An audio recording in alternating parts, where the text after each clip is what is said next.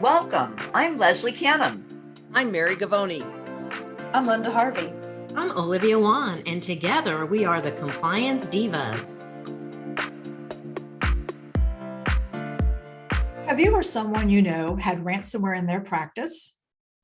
Have you or someone you know experienced identity theft that extended beyond an isolated credit card issue? Hello, this is Linda Harvey. I'm the moderator for today's Compliance Divas podcast.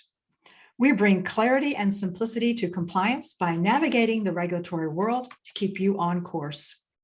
We invite you to subscribe to the Compliance Divas podcast through your favorite podcast channel or on our website, thecompliancedivas.com. Any resources we mentioned during our podcast can also be found on our website. And we invite you to submit questions to support@thecompliancedivas.com. According to one cybersecurity company known as PurpleSec, ransomware has increased 600% since the beginning of the pandemic. As a result, there's been a significant uptick in the sophisticated phishing email schemes by cyber criminals. These malicious actors have posed as the CDC, state dental board licensing groups, and other well-known companies or organizations in order to trick us into clicking on a link ridden with ransomware. According to PurpleSec, 92% of malware is delivered by email. Also consider these alarming statistics. 98% of mobile malware targets Android devices, and 34% of businesses hit with ransomware took a week or more to regain access to their data. This brings the question, how long would it take your practice to recover from ransomware? But all is not lost. Today, the Divas will discuss tips and strategies for email safety to help you from becoming the next ransomware statistic. So Mary, would you please start us off with some tips for identifying fraudulent emails? Absolutely, Linda. And I've been talking to the clients that I work with about this for a very long time, that just beware. Don't trust that your spam folder is catching all of the fraudulent emails. One of the most important things you can do, because what happens with the email phishing attempts is, as you said, they try to masquerade as a trusted resource, as someone maybe that you know, and it could be something like they say they're your financial institution, or it's FedEx, or it's UPS, or it's Amazon, knowing that those are commonly used entities. But even though it may look like in the subject line that it's a message coming from FedEx, for example, what you need to do is immediately take your cursor and hold it over the email address that message is coming from. And you'll see it's coming in many cases from somebody's personal email or something fraudulent that doesn't really make sense to you. It doesn't say FedEx.com, so that should tell you. And anyone in an email who tries to entice you by, you have a gift card waiting, or you have an order that needs to be verified. A common thing that's happened recently with the U.S. Postal Service has been what looked like a totally legitimate message from USPS.com, and it said, we're having a delivery issue and you must confirm your address. And then they ask you to give a credit card number because there's a $3 redelivery fee. The US Postal Service does not ask you to pay to redeliver a piece of mail. So always verify where that email address is coming from. Make sure that if they're asking you to verify personal information, you never do it in an email message. If you're not sure that it's not a legitimate email, then call your bank, call whoever they're masquerading as, and ask them to verify. And you'll find in many cases that it truly isn't legitimate. So you have to be very vigilant in looking at those emails, and make sure that you are blocking those emails if they're coming in and not being shunted over to your spam folder. Thank you, Mary. I particularly liked how you used the word masquerade. I think everyone can identify with a party where there's been a masquerade party and somebody's got a mask on. So that's an immediate visual, symbol that we can identify with. But they masquerade as a trusted resource, as you said. And we've had so many difficulties since the pandemic with the supply chain changes and interruptions that it's difficult to identify because there are slowdowns and hiccups and all kinds of deliveries and so forth. And so you feel like that could be a normal email coming from FedEx or the USPS, and we have to be vigilant. Olivia, I know that you had 4 cyber tips that you were going to share with us today. Could I ask you to give our listeners some of those tips? Sure, Linda. So now more than ever, we need to be careful because scammers are using the crisis in Ukraine to target small businesses, which could be dental offices, as well as individuals.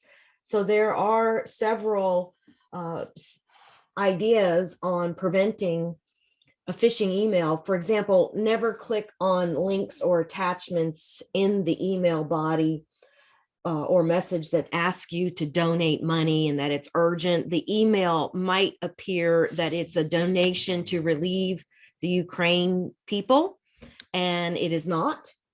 Also, the email might say that the donation is exclusively via official and trusted charities, nonprofit organizations, and fundraisers. We just make it a policy in my office that we do not make contributions via email. It might look legit, and it is not, unfortunately. The next tip, Linda, would be to check your financial accounts regularly for any suspicious activity or unauthorized charges. I recently worked with a client who didn't realize that he was paying an automatic draft to Amazon in the amount of $50 per month. And this had been going on for a year and a half before he detected it. The bank would only make good on 2 months. So all of the fraudulent charges he was responsible for, because Amazon took the position that even though this was someone else charging to his bank account, that he was not regularly reviewing his bank account. So there's certain timeframes to investigate those fraudulent charges. And unfortunately, he was outside those timeframes. And the 4th tip, Linda, would be to set up unique passwords for all online accounts. Never use the same password over and over again, because if your password is breached, it will potentially breach all of your passwords. Never use the name of your children. I mean, someone could look on Facebook and learn the names of your children, your grandchildren, or even your pets. And people will commonly use those as passwords, and they can be easily guessed by a cyber criminal to attach to your identifiable information and scam you of your identity, or to fraudulently convey monies to a criminal. I had that happen in a dental office where an email was intercepted and it involved the proceeds of a CEREC machine. So these are some really good tips, Linda, for our listeners.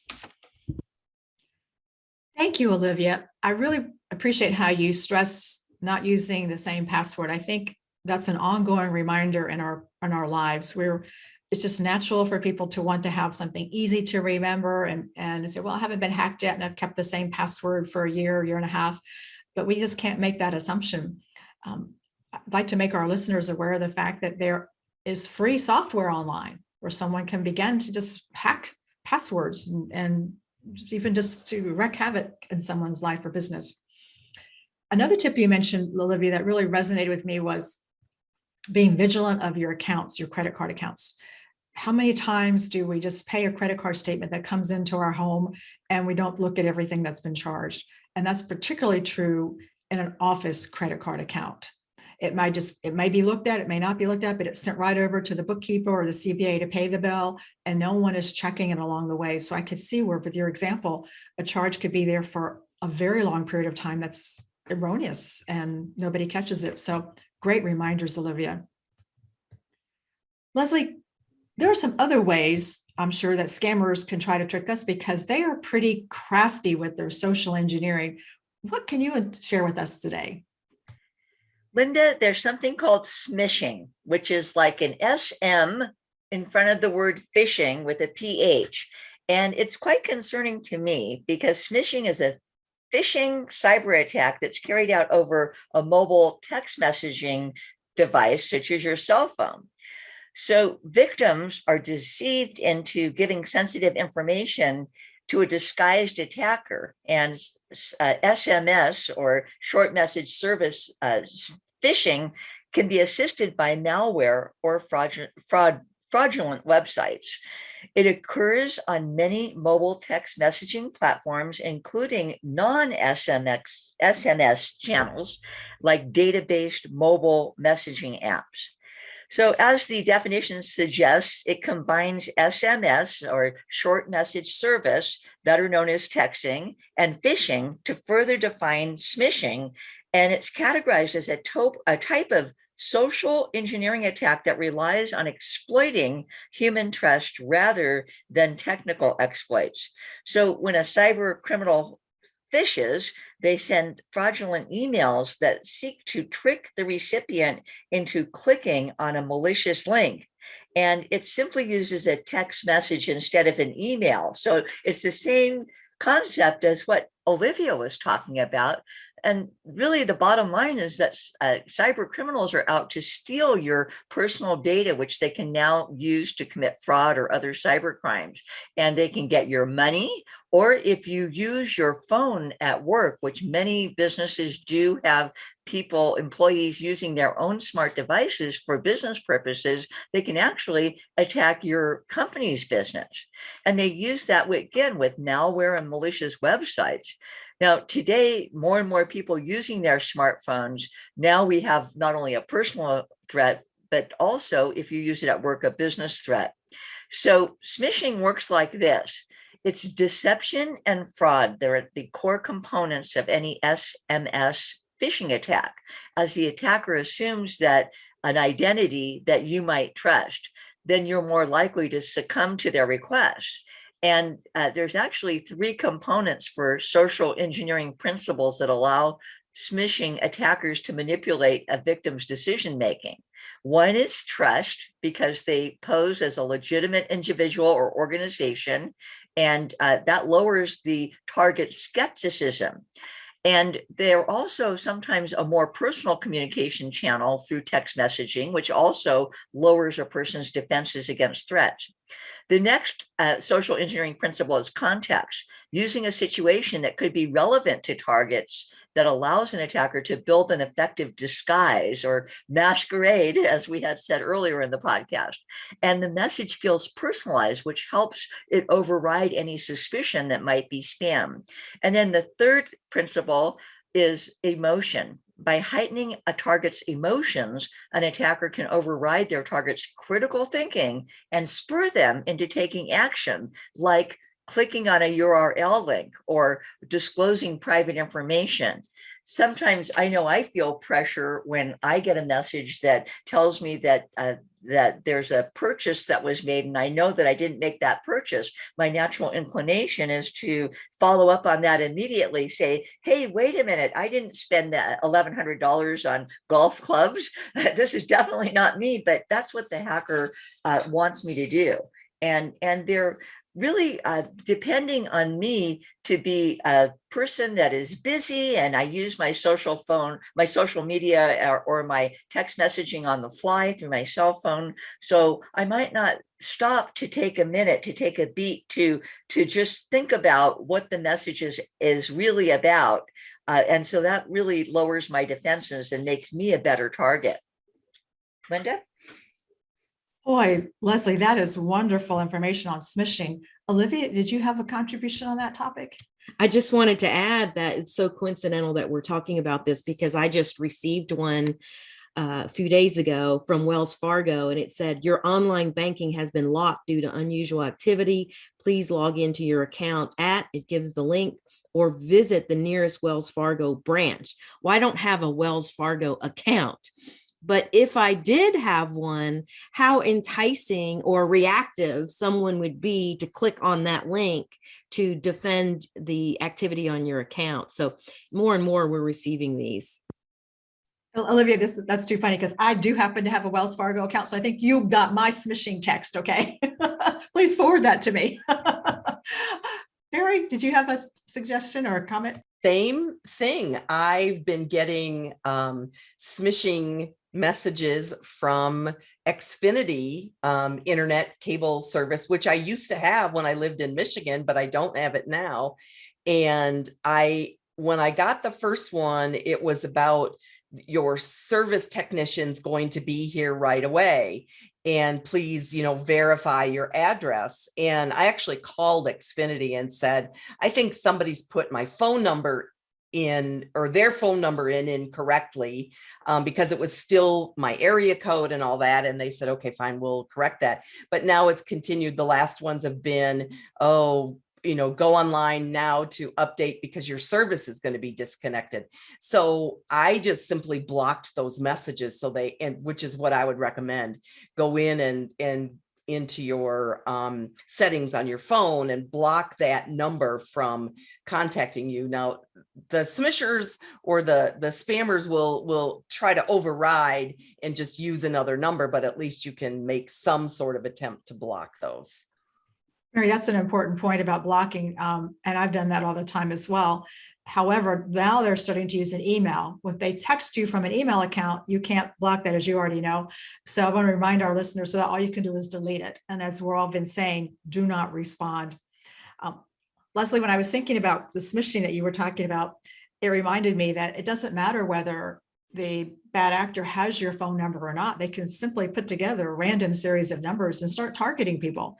And that's just, routine phishing and smishing, but it becomes spear phishing and smear phishing when they do know that you have an account at Wells Fargo or Regions Bank or wherever it is that you bank, and they start sending you those kinds of messages. As you said, Leslie, it comes down to, the trust factor. This looks like somebody that we would trust because we do business with them.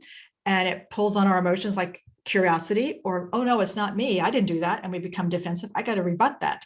And that's not the response we should have. So we need to be calm and collected and not be distracted when we're looking at text messages. How many times are we looking at text messages when we're multitasking? Everybody does that.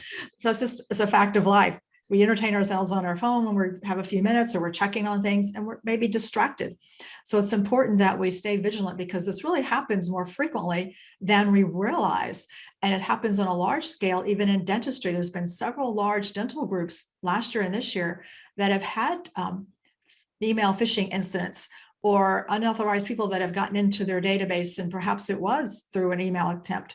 So we really urge our listeners to share these valuable tips with their colleagues and team members and avoid becoming the next victim. And above all, protect your patient privacy. So thank you for joining us on today's episode of the Compliance Divas. We bring clarity and simplicity to compliance by navigating the regulatory world to keep you on course. Please subscribe to the podcast through your favorite podcast channel or through our website. And don't forget, all the resources we mentioned today would be available on our website. And you can always submit your questions to the Compliance Divas at support@thecompliancedivas.com. So we'll see you next time. Thank you.